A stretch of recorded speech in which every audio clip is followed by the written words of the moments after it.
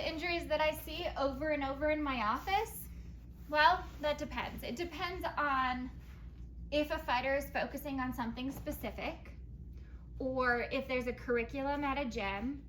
I tend to see injuries related to what we've talked about before, which are repetitive stress injuries.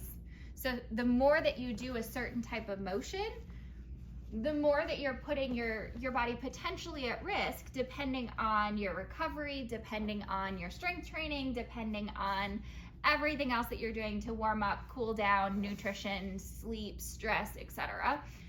But let's say it is like you're really focusing on rear kicks.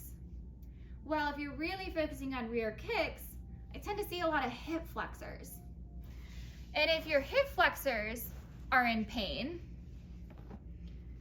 then we got to deal with that. Hip flexors I see a lot. We talk a lot about shoulders. I do a lot with people's shoulders, with neck when we're doing clinch, with neck with jiu-jitsu, back with jiu-jitsu, foot and ankles.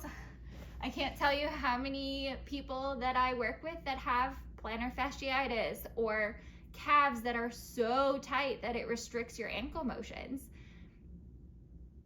And there's a point of some of that being okay, and then there's a point of once it gets to plantar fasciitis, especially, it takes forever and a half to get it to go away, even if you're doing everything that you should be.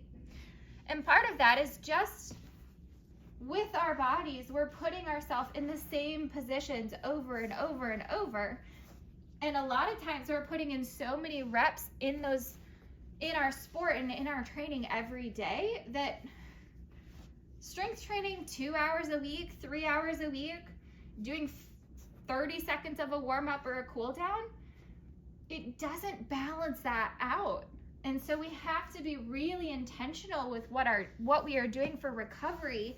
And if you have a nagging injury or if you have something creeping up, to take care of it as fast as you can, because once it gets bad, it gets really hard to get rid of.